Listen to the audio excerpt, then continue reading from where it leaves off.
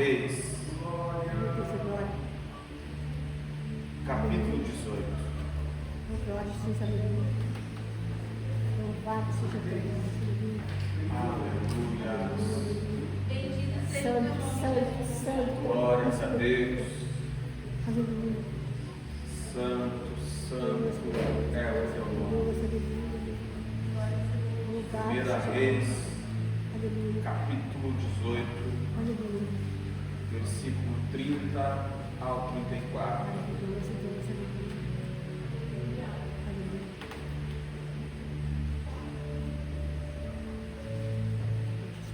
Diz-nos assim a palavra do Altíssimo. E Elias disse a todo o povo: cheguem perto de mim. E todo o povo chegou perto dele. E ele consertou o altar do Senhor, que estava em ruínas. Em outras traduções, que estava quebrado. E Elias pegou 12 pedras, segundo o número das tribos dos filhos de Jacó, a quem a palavra do Senhor veio, dizendo: Israel será o teu nome. E com as pedras ele edificou um altar no nome do Senhor, e fez uma trincheira ao redor do altar, grande o suficiente para conter 2 medidas de semente. E ele colocou a lenha em ordem e cortou o novilho em pedaços. E o colocou sobre a lenha e disse: enchei 4 barricas de água e derramai-a em cima do sacrifício queimado e sobre a lenha. E ele disse: fazei-o pela segunda vez. E eles o fizeram pela segunda vez. E ele disse: fazei-o pela terceira vez. E eles o fizeram pela terceira vez. Aqui na sua cabeça, vamos estar orando por mais um instante, clamando, reconhecendo o seu senhorio, a sua soberania sobre as nossas vidas. Soberano Deus, Deus de milagres, Deus de portas abertas, Deus de bênçãos sem medidas, o Todo-Poderoso, nós te glorificamos e enaltecemos o teu santo nome. Obrigado pelo privilégio que o Senhor nos concede de estarmos em sua presença com o intuito de glorificar e exaltar o teu santo nome. Só o Senhor é digno de todo louvor e toda adoração. Te peço, Senhor, perdoa os nossos pecados, nos ajuda a sermos pessoas melhores a cada dia. Passa com teu fogo purificador e queima todo o mal, tudo aquilo que entristece o teu Espírito Santo, tudo que impede o teu agir, o teu operar e manifestar o nosso meio. Eu te peço também que não haja nenhuma interferência contrária, que não seja da sua parte. Fala conosco, nós precisamos ouvir a sua voz, pois só tu tens as palavras de amor, conforto e orientação para o nosso caminho. Dê-nos o Espírito Santo para discernirmos aquilo que provém de ti e aquilo que também não provém.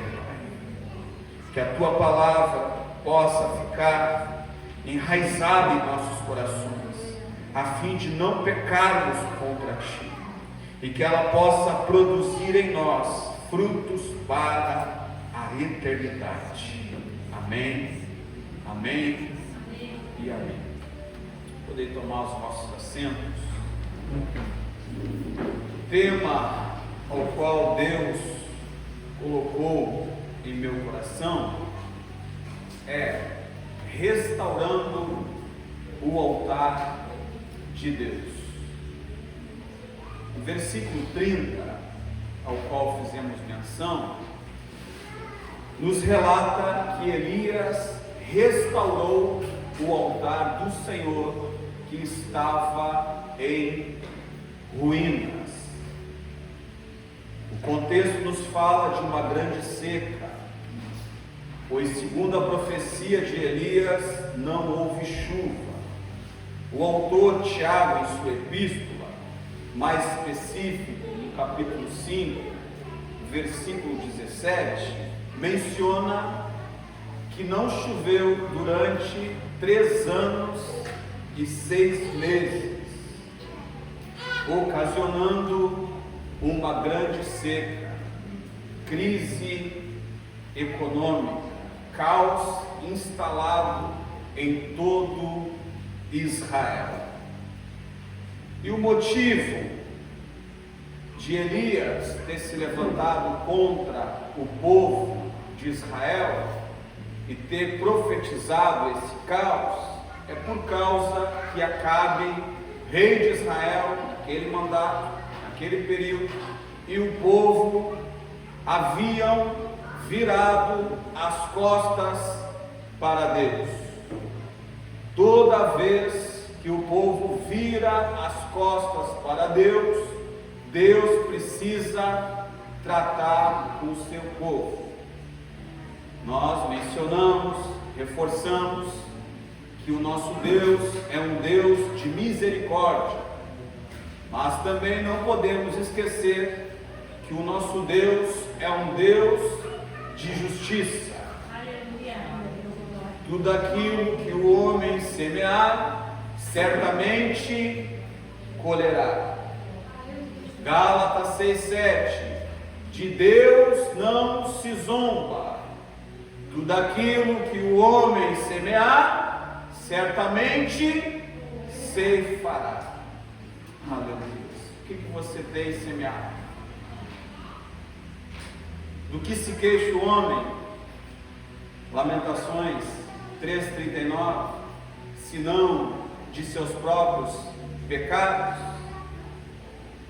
Segundo Freud, qual é a sua responsabilidade naquilo ao qual você se queixa? Aleluia, aleluia,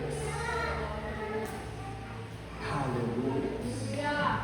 Deus está nos oportunizando um conselho. Elias chegou a todo o povo e disse: até quando cocheareis entre 2 pensamentos? Eu reforço este questionamento para muitos aqui. Até quando cocheareis entre 2 pensamentos? Eu não entendi, pastor. Vou tentar ser um pouquinho mais claro para você entender. Um dia você vem na igreja, terça-feira da vitória, domingo da família, e você diz assim: pastor, eu estou motivado, a palavra falou comigo, eu fui renovado, eu fui fortalecido, eu estou cheio da presença de Deus, pode contar comigo, pastor. Aí na outra semana você está triste, cabisbaixo. Eu sempre reforço, aquele desenho animado da minha época. Ó vida, ó dia, todo espírito de tristeza, de depressão, caia por terra nessa noite. Deus te chamou para ser alegre, te alegre na presença do Senhor. Deus não conta com pessoas inconstantes. Deus procura pessoas determinadas, pessoas que perseveram, que não param no meio da caminhada, pessoas que não desistem, pessoas que vão até o fim com Deus, mesmo doendo, mesmo não entendendo muitas vezes o agir e o operar de Deus, elas continuam, elas perseveram, porque entendem que serve a Deus não por aquilo que Ele faz, mas por aquilo que Ele é. Aleluia. Aleluia. Tiago 1,7,8. Não suponhas que receberás alguma coisa de Deus, homem de ânimo dobre, inconstante em todos os teus caminhos. Aleluias. Aleluias. Deus tem compromisso com quem tem compromisso com Ele. Apocalipse 3,16 nos diz que o próprio Deus vai vomitar as pessoas mornas. O próprio Deus vai vomitar as pessoas mornas. Antes frio do que morno. Porque tu não é frio e nem quente. Eu estou prestes a te vomitar.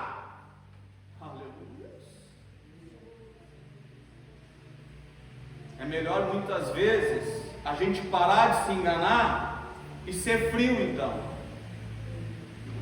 Ficar aí no mundo, viver a máxima potência do prazer, como diz a filosofia, a psicologia, e abraçar o diabo de uma vez.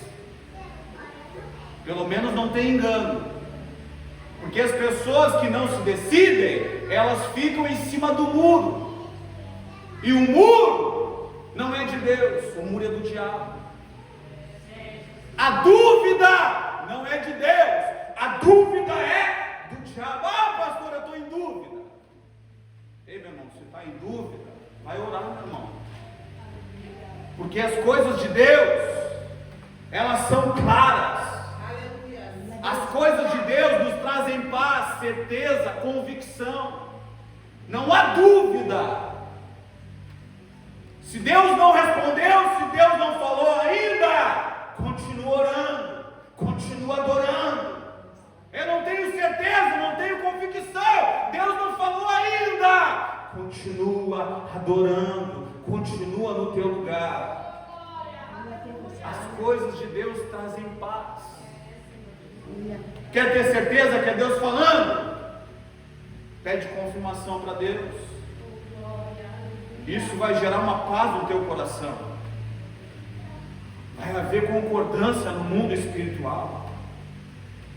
Ah, Deus falou comigo por meio de sonhos. Está me trazendo paz. Mas eu quero a tua confirmação. Deus vai e levanta profetas. Aí Deus levanta outro profeta para confirmar que é Deus ali agindo e operando em teu favor. Então as coisas de Deus são perfeitas. Deus se encaixa de organizar tudo no devido lugar para você desfrutar do melhor que Ele tem preparado para aqueles que o amam, para aqueles que o temem, para aqueles que andam segundo a sua vontade, segundo a sua palavra. Aleluia. Descansa em Deus. Aleluia. Livro poético de Salmos, número 46, verso 10. Descansai e verás que eu sou Deus. Deus não precisa de ajuda. Olhe para o irmão do seu lado e diga assim, ó: Deus não precisa de ajuda. Não, com voz de profeta, diz assim, ó: Deus não precisa de ajuda. Deus não precisa de ajuda. Somos nós que precisamos de Deus. Então descansa. Deixa Deus trabalhar. Aleluia. Aleluia. Te posiciona, meu irmão, minha irmã. Conserta o teu altar. Abandone as práticas pecaminosas. Arrependa-se e viva os propósitos de Deus para a sua vida. Números 23, 19. Deus não é homem para que minta, nem filho do homem para que se arrependa. Aquilo que Ele te prometeu, irá cumprir. O único que pode estragar as promessas não é o diabo, não é Deus, é você mesmo, desistindo do processo, desistindo no meio da caminhada. Lembram do povo no deserto? Segundo a geografia local, eles tinham uma caminhada somente de 11 dias até a terra prometida, Canaã, e durou 40 anos, porque olharam para as dificuldades, olharam para a crise econômica, olharam para as limitações da força do seu próprio braço e esqueceram de olhar para as promessas de Deus. Nesse livro é encontrado mais de 8.000 promessas que o povo de Deus será abençoado e próspero. Olha. Em quem você tem colocado as suas expectativas, a sua esperança? Tem pessoas que não são fiéis no que tange o dízimo e ofertas, porque olham para a crise econômica, os noticiários, jornal, televisão, tiram os olhos das promessas de Deus, aí ficam andando em círculo, que nem o povo no deserto. Dentro da mesma congregação, membros do mesmo corpo, alguns prosperam e vivem o melhor que Deus tem preparado para aqueles que o amam, e outros, tendo a mesma instrução, optam em ter uma vida de derrota. Deus está falando, o pastor está instruindo, orientando a igreja, mas vocês preferem ficar com seus ouvidos tapados, fechados. No momento que eu retenho aquilo que eu deveria entregar a Deus, eu estou dizendo que tudo isso aqui é balela, que a palavra de Deus, ela não faz sentido para a minha vida. Ou então eu quero escolher, não, isso aqui me serve, isso aqui não. Ou a palavra de Deus, ela é plena em nossa vida, ou ela não é. Eu não posso pegar somente algumas passagens que me interessam, eu preciso entender todo o contexto. Ou nós temos fé, ou não temos. Ou nós colocamos em prática, ou não colocamos. Ou nós vivemos as promessas de Deus, ou iremos sucumbir. Aleluia. Aleluia. Te posicione, conserte o seu altar. Versículo 31. Se você quiser acompanhar, você percebe uma igreja que ama a palavra de Deus, é quando o pastor faz menção da palavra, e a igreja fica com a Bíblia aberta, acompanhando. Eu oro por uma igreja como os de Bereia, aonde o apóstolo Paulo estava pregando, e todo aquele povo de Bereia estava conferindo, será que é real isso, é verdade? Aleluia. Aleluia. Versículo 31. Elias juntou as pedras, nos fala de unidade. O livro poético de Salmos, número 133, verso 1, nos diz: como é bom e agradável viverem unidos os irmãos.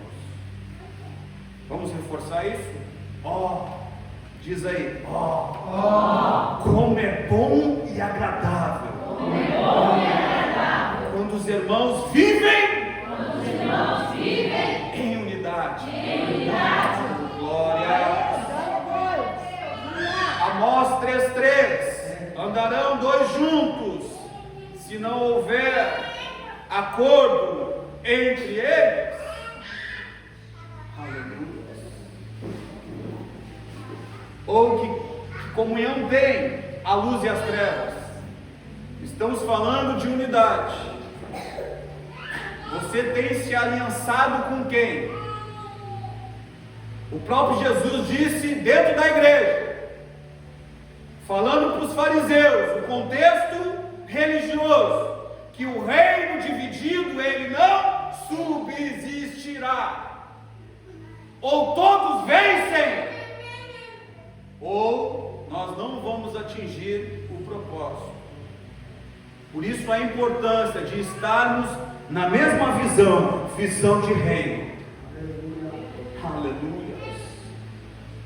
Todo reino dividido contra si mesmo ficará deserto, e toda cidade ou casa dividida contra si mesmo não subsistirá.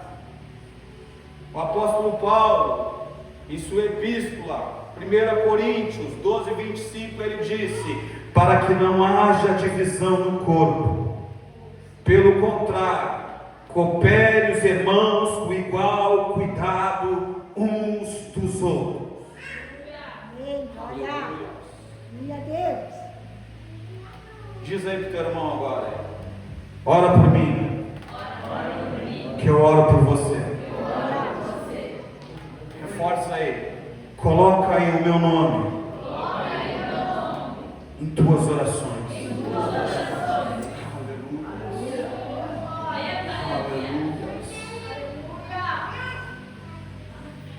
Precisamos ter a mesma visão de reino. Eu tenho reforçado que aqui não tem espaço para disputa de vaidade, aqui não tem lugar para fofocas, contendas. Muitas vezes as pessoas vêm até mim e dizem assim: pastor, eu preciso te falar algo do irmão. Pastor, tu nem sabe a irmãzinha lá. Aí eu tenho instruído a igreja, eu tenho dito: irmão, o que tu vai me falar do teu irmão, da tua irmã, vai edificar a vida dela? Não, pastor, o que aconteceu? Vai edificar ou não vai, meu irmão? Ah, pastor, o que tu vem me falar é verdade? Tu conferiu com ele, tu conferiu com ela? Ah, pastor, não. Irmão, vamos fazer o seguinte, para a gente resolver isso. A fofoca, a contenda não é de Deus. Eu vou pegar meu celular aqui e nós vamos ligar para a irmã agora. Nós vamos ligar para a irmã, vamos resolver, vamos conferir se é real, se confere se é verdade ou não. Não, pastor, não faz isso. Então não me veio com fofoca, então não me veio com contenda, irmão. A igreja precisa ser um ponto terminal de qualquer tipo de fofoca, contenda que não venha edificar a vida do meu irmão, da minha irmã. Amém, igreja? Amém. Vamos reforçar: a igreja precisa. Ser um ponto terminal. De qualquer tipo de fofoca. De contenda. Que não venha edificar a vida do meu próximo. Aleluia. Aleluia. Nós temos que entender que no seio da igreja, alguns ficam espantados, né? Quando eu digo seio da igreja, eu quero dizer que no meio da igreja. Não é Eclesiastes, né, que fala de sedução, o livro ali, né, do homem e da mulher. Mas no meio da igreja tem pessoas com histórias diferentes, aprendizados diferentes, vivências diferentes, experiências diferentes, temperamentos diferentes, personalidades diferentes. Ah, mas ele é indiferente. Ah, eu não tenho afinidade com ele, não tenho afinidade com ela. Ei, meu irmão, é nas diferenças que nós construímos as mais belas harmonias. A importância do autoconhecimento, saber como é que eu funciono, qual que é o meu temperamento, qual que é a minha personalidade. Ah, o pastor é um pouquinho mais sanguíneo, puxando mais para uma questão melancólica. Outro já é mais,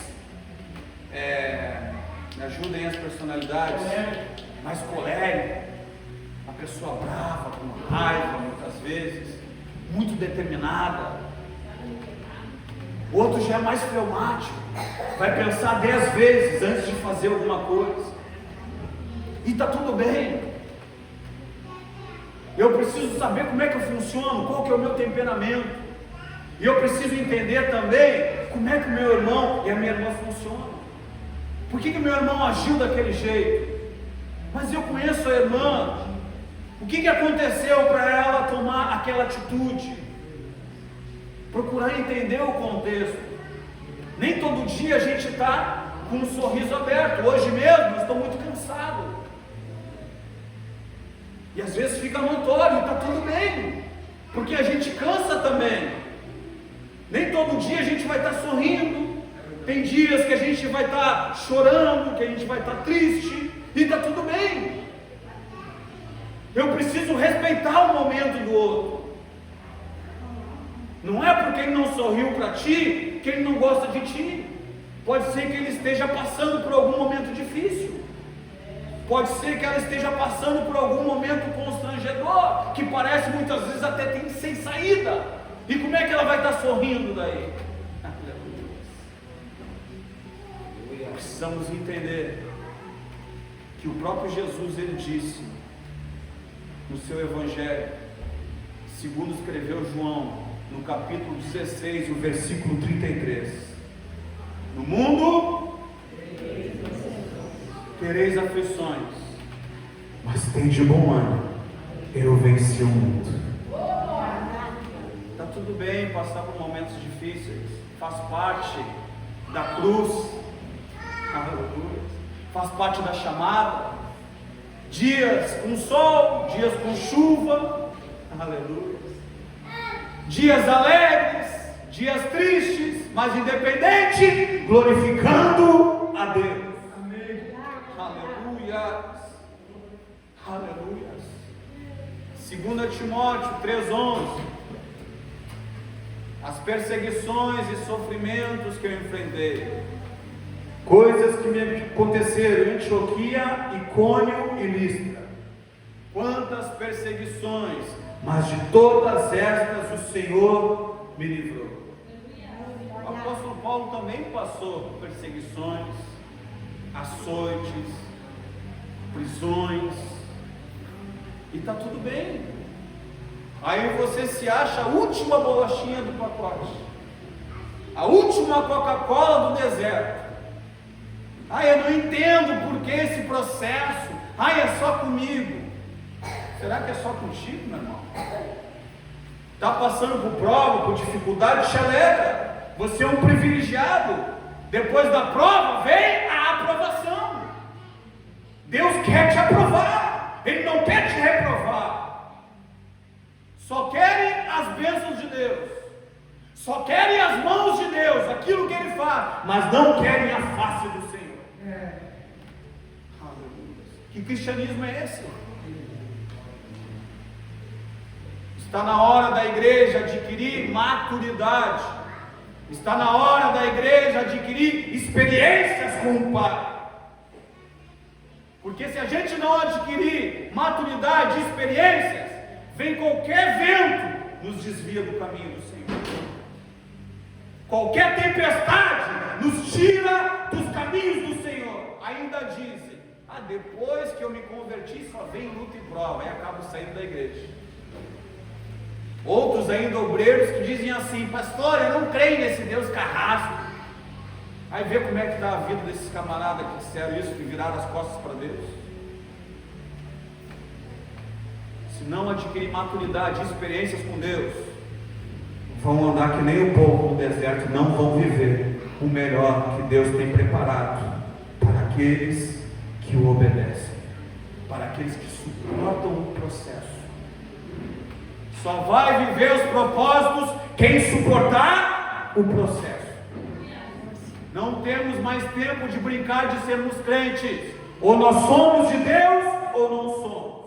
Aqui não tem espaço para a indiferença. Ou nos colocamos na brecha e mergulhamos na busca de conhecer e continuar a conhecer a Deus, ou vamos abraçar o diabo lá fora. Aqui não tem espaço para meio termo. Aleluia. Tem pessoas que ficam na porta e não deixam ninguém entrar. Não traz ninguém, mas não deixa ninguém entrar ainda. Essas pessoas o próprio Deus vai varrer da igreja. Primeiramente, para Deus dar o crescimento, Ele primeiro precisa limpar. Aleluia. para a escola de profetas de Eliseu crescer, primeiramente, Geazi teve que sair. E muitas vezes a gente não entende por que o irmão saiu, por que a irmã saiu. É o próprio Deus limpando. Aleluia. Quantos creem assim? Se você está pregando a palavra como ela é, fique tranquilo. Não é o pastor que dá o crescimento. Eu plantei, Apolo regou, mas quem dá o crescimento é Deus. Faz somente a tua parte. Qual que é a minha parte, pastor? Somente anunciar uma boa notícia. O evangelho no seu original significa uma boa notícia. Só pregue. Se preciso for, use palavras. Francisco de Assis já dizia, né? Pregue o evangelho a todo tempo. Se preciso for, use palavras. Vamos reforçar? As pessoas não escutam mais aquilo que nós pregamos, e sim aquilo que nós vivemos. As pessoas nos escutam hoje com os olhos. Será que elas podem olhar para mim, para você e dizer: lá vai um homem de Deus, lá vai uma mulher de Deus, lá vai uma família ao qual eu posso me inspirar, é uma referência para o meu lar, para a minha casa? Ou as pessoas têm dito: Deus me livre, lá na Assembleia de Deus, Vida Nova em Cortão, aquele povo lá, só o sangue de Jesus. A igreja é aquilo que os obreiros dizem que ela é. A igreja é aquilo que os membros dizem que ela é. Profetiza: Assembleia de Deus, Vida Nova de Portão é uma bênção. Você precisa vir em um de nossos cultos. A presença de Deus é real em nosso meio. Ali há unidade, ali não tem fofoca, ali não tem contenda mais. Já teve, né? Agora não tem mais. Amém? Ali é uma igreja que está sendo estruturada através da palavra de Deus. Ali não tem fogo estranho. Aleluia. Aleluia. Juntos somos mais fortes. Já diz a máxima da política aí, né? Juntos chegamos mais rápidos no objetivo. Versículo 32 nos fala que Elias fez a vala.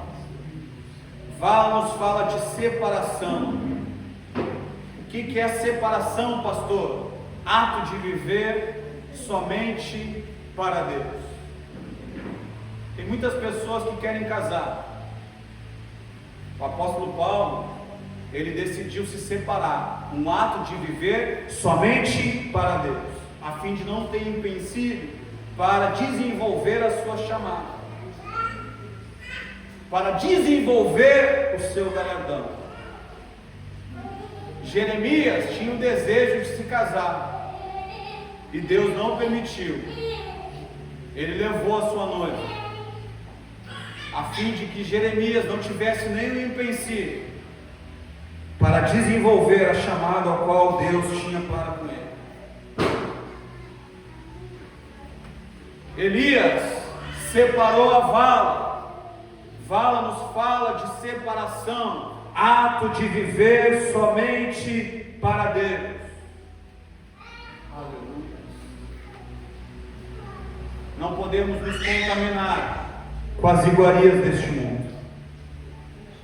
Deus nos chamou para influenciarmos essa geração corrompida e depravada. Nos chamou para sermos luzes no meio do universo. Luz no mundo, sal da terra. Nós cristãos precisamos ser como um fermento. O pregador, o saudoso Marlos Monroy, ele disse que o cristão, ele precisa ser como um fermento. O fermento dentro de um saquinho, ele é insignificante. Mas quando o saquinho aberto e colocado na massa, faz toda a diferença. O cristão precisa ser como um fermento. O fermento olha para a massa e diz assim, ó: você é meu, você é minha. Vocês estão entendendo? Você não foi chamado para ser igual aos outros. Deus te chamou para fazer a diferença no meio dessa geração corrompida e depravada. Provérbios 23:17: não tenha no teu coração inveja dos pecadores, antes do temor do Senhor perseverarás todos os dias. Eu reforço aqui no tempo de jovens. Jovens vinham e nos procuravam: pastor, os meus amigos todos fazem, o que eu não posso fazer? A baladinha, pastor, eu estou com curiosidade, todo mundo diz que é bom, eu quero namorar. Jovem, vem cá, jovem. Quem foi que disse que Deus te chamou para ser igual aos outros? Você é um escolhido de Deus, você é um privilegiado de Deus. Você não foi chamado para ser influenciado, você foi chamado para influenciar. Não tenha medo de ser diferente, jovem. Não foste vós que me escolhestes, e sim eu que vos escolhi, para que vás e dê frutos, e esse fruto permaneça.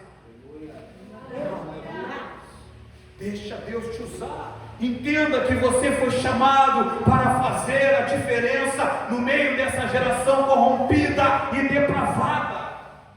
Aleluia, aleluia. Santificação, separação é o ato de viver para Deus. Precisamos de santificação. O que é santificação, pastor? É o ato de sacrificar a nossa carne, as nossas paixões, para que a vontade de Deus prevaleça. Santificação, sem a qual ninguém verá a Deus. Lucas 9:23: quem quiser vir após mim, negue-se a si mesmo, dia após dia, tome a sua cruz e siga-me.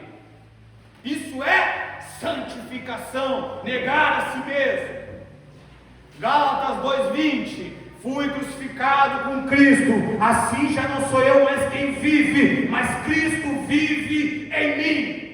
Santificação, sacrificar as nossas vontades, as nossas paixões pecaminosas, a fim de fazer a vontade de Deus. Aleluia. Tiago 4:4: a amizade do mundo é inimiga de Deus. João 17:14: estamos no mundo, mas não somos do mundo. Aleluia. Aleluia. Precisamos nos separar, ato de viver somente para Deus. Precisamos nos santificar e precisamos nos consagrar. E o que é consagração, pastor? É o ato de separar tempo para Deus, ter intimidade com o Altíssimo, se relacionar com o Pai. Como podemos nos consagrar hoje, igreja? O que é consagração? É ato de separar tempo para com Deus. Eu preciso me consagrar. Como é que eu posso me consagrar hoje, presbítero Fabiano? Jejuando. Como mais? Como é que eu posso me consagrar? Me ajudem? Orando, vigiando, meditando, vigiando. Aleluia. Subindo nos montes, orando em casa, orando deitado, sentado, em pé, não importa, o importante é tu orar. Quer subir no monte? Amém, vai ser bem recebido. Consagração é o ato de separar tempo para Deus através da oração. O que é a oração? A oração abre portas, destranca aquilo que está trancado. A oração nos conecta com o Pai, nos aproxima com Deus. Aleluia. A oração é o combustível que acende o fogo de nossas almas. Oração, meditação. Salmos 1. Bem-aventurado o varão que não anda segundo o conselho dos ímpios, não se detém no caminho dos pecadores, nem se assenta à roda dos escarnecedores. Antes o seu prazer está na lei do Senhor, e nela eu medito de dia e de noite. Josué 1:8. Não se aparte da minha boca o livro da lei, antes medita de dia e de noite, para que te vás bem em todos os teus caminhos, então prudentemente tu te conduzirás. Aleluia. Lucas 4:4. Nem só de pão viverá o homem. Aí Mateus 4:4 completa: mas de toda a palavra que procede da boca de Deus. Romanos 10:17. A fé vem pelo ouvir, e ouvir a palavra de Deus. Logo, se eu não ouço, a minha fé vai embora. A importância de nós estarmos na presença de Deus, aprendendo com Ele. Eu oro por uma igreja com o mesmo intuito, o mesmo propósito de Davi. Salmos 27, 4-6, ele disse o seguinte: uma coisa pediu o Senhor, e é o que eu procuro, para que eu possa viver todos os dias na casa do Senhor, para contemplar a sua bondade e buscar a sua orientação no seu tempo, pois no dia da adversidade Ele me guardará protegido, irá pôr os meus pés em segurança sobre uma rocha, então eu triunfarei sobre os inimigos que me cercam. Você anseia estar na presença de Deus? Aleluia. Aqui dentro você está seguro. Aqui dentro você está protegido. Lá fora, se você não tiver a presença de Deus, não estiver conectado com o Pai, intercedendo, orando sem cessar, 1 Tessalonicenses 5,17, você fica vulnerável ao ataque do inimigo. Aqui dentro você está blindado, você está protegido. Almeje as mesmas coisas que o rei Davi almejou: estar na casa de Deus, buscando a sua orientação. Aleluia. Planeje seu dia. Não saia de casa sem antes orar e meditar na palavra. Antes de sair de casa, ore a Deus e medite na palavra. Ah, pastor, é tudo muito corrido, eu começo muito cedo. Lembro do tempo da faculdade ainda. Ah, tem que trabalhar, tenho família, cheio de trabalho para fazer. Aí o professor me devolvia: o que tu faz da meia-noite até às 6, Alexandre? Tem que ter um sacrifício, tem que ter uma entrega. As coisas de Deus não é de qualquer jeito. É preciso pagar um preço. A salvação é de graça, mas a tua chamada vai ser de acordo com a tua busca. Aleluia. Aleluia. Versículo 33, só falta mais 15 itens. Quantos querem que eu pare e diga amém? É sincero. Esse é sincero. Quantos querem que eu continue? Diga amém. Amém. Vou ficar com a maioria, já que não deveria. Versículo 33. Elias arrumou a lenha. Lenha nos fala de oração. Por que não tem fogo? Porque não tem lenha. Aleluia. Precisamos orar mais. Lutero orava 2 horas por dia, exceto quando tinha muitos afazeres. Daí ele orava 3 horas por dia. O pai da reforma, naquela época, 1500 e pouco, já tinha entendido que o inimigo de nossas almas A estratégia dele, ainda hoje, nos dias atuais, é nos deixar ocupados demais, ao ponto de não termos mais tempo para Deus. Essa é a estratégia do inimigo, te deixar ocupado demais. E eu sempre reforço, não é necessário muitas ideias, não é necessário horas de trabalho, apenas uma ideia, e Deus te tira do anonimato e te coloca em um lugar de destaque. O tamanho da tua busca será o tamanho da tua chamada. Se envolve com as coisas de Deus, e Deus se envolve com as tuas. Se aparece um serviço, um serãozinho na hora de culto, é coisa do diabo, rejeita. Pode ter certeza, logo ali na frente, uma porta grandiosa vai escancarar. Deus vai honrar a tua fé. Buscar em primeiro lugar o seu reino, a sua justiça, e as demais coisas vos serão acrescentadas. Mateus 6,33. Não está dizendo buscar em primeiro lugar uma vida financeira estável. Em primeiro lugar, eu vou buscar um marido para mim. Depois que eu conquistar um marido, aí eu vou fazer a tua obra. Em primeiro lugar, eu vou me formar na faculdade. Depois, então, eu vou ter tempo para fazer a tua obra. Engano, viu? Se envolva com as coisas de Deus. Busque em primeiro lugar o seu reino e a sua justiça, e as demais coisas vos serão acrescentadas. Aleluia. A minha preocupação não é com o fogo, e sim com a lenha. Pergunte por quê? A minha preocupação não é com o fogo, e sim com a lenha. Pergunte por quê mais alto? Por quê? Porque quem manda fogo é Deus. Eu tenho que me preocupar com a lenha. Como é que está a lenha? Tem lenha? Se tiver lenha, não se preocupe com o fogo, porque quem manda fogo é Deus. A minha parte é só manter a lenha. Da onde vem essa lenha? Da oração. Tem lenha aí? Tem lenha aí? Se preocupe só em fazer a tua parte.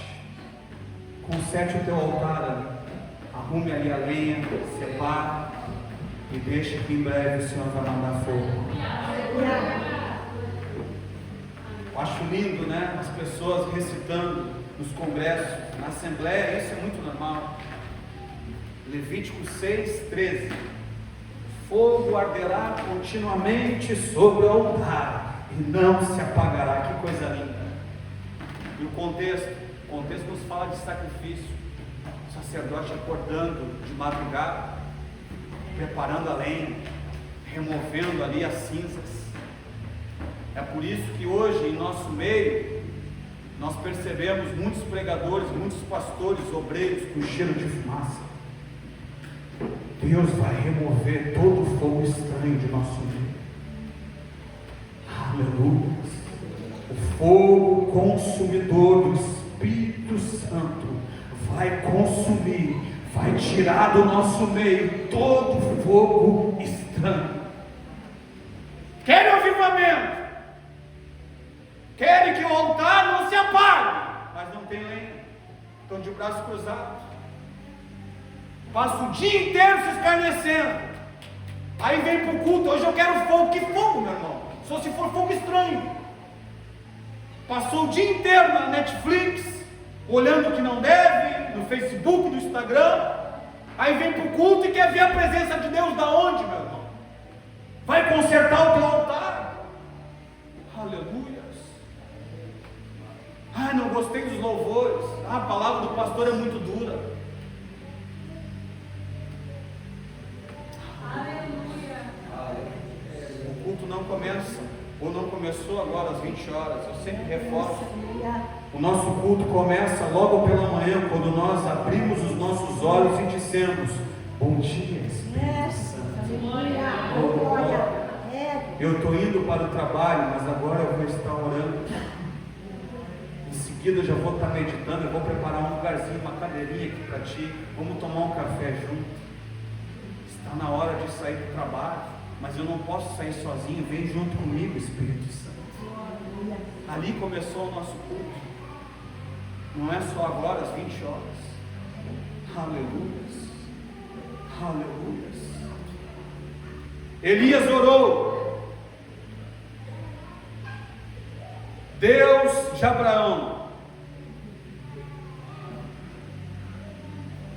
Deus da promessa, Deus de Isaac, Deus da provisão, Deus de Israel, Deus de mudanças. Ore um pouco mais, já dizia o saudoso pastor Luiz Antônio. Ore um pouco mais, clame um pouco mais, jejue um pouco mais. Aleluia. Versículo 33, agora só falta 14 itens. Elias dividiu o bezerro. Nos fala de quebrantamento. Eu tenho clamado no monte, pedindo quebrantamento para a igreja do Senhor. Eu tive dificuldade de me quebrantar. Eu perdi minha mãe muito cedo, eu tinha 11 anos de idade, então eu chorei durante 2, 3 meses seguidos ali, compulsivamente. Depois passou aquele processo do luto. Aí gerou em mim uma resistência, uma dificuldade de me quebrantar, de chorar. Era o próprio Deus me preparando já para as adversidades. Então eu via as pessoas chorando, eu perguntava o que houve, e eu dizia, meu Deus, estou chorando por causa disso. Era Deus te preparando. E eu só fui me quebrantar depois que eu me converti. Aceitei Jesus e o quebrantamento vem. Até hoje eu choro na presença de Deus, eu acho lindo isso. É por isso que eu tenho clamado a Deus. Deus, não permita que a tua igreja caia na indiferença, mas que a tua igreja possa adquirir esse quebrantamento, de chorar, de derramar as suas lágrimas aos teus pés. Aleluia. Joel 2,13 nos diz que devemos rasgar o nosso coração e não as nossas vestes. Chore na presença de Deus, ore por quebrantamento. Versículo 34, Elias mandou colocar água sobre o altar. Tempo de seca e crise, 3 anos e meio sem chuva. A pergunta é, aonde estava esta água? Elias mandou colocar água sobre o altar. Mas que água? 3 anos e meio que não chove. Onde é que Elias tirou essa água? Que água é essa? Estão pensando, refletindo? Seca, crise, Israel num caos, não chove, 3 anos e 6 meses, não tem água. E Elias do nada manda colocar água sobre o altar. Que água é essa?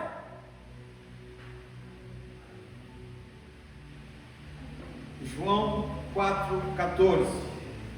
Jesus diz para a mulher samaritana: aquele que beber da água que eu lhe der, nunca mais terá sede. Pelo contrário, a água que eu lhe der será nela uma fonte a jorrar para a vida eterna. Água simboliza a palavra de Deus. Essa palavra apaga todo fogo estranho. A pior tragédia na vida de um ser humano não é não ter água para beber, e sim não ter sede. Pastora Monique Perkowski, eu peguei dela. Olhe para o irmão do seu lado aí, para a sua irmã, e diga assim: ó, a pior tragédia da sua vida não é não ter água para beber, e sim não ter sede. Amós 8,11. Haverá dias que haverá fome e sede sobre a terra, não fome de comida e não sede de bebida, mas fome e sede da palavra de Deus. Se coloque em pé. Glória. Muitos olhando o relógio, assediando. Isso aí é o feedback. Chegou a hora do pregador parar.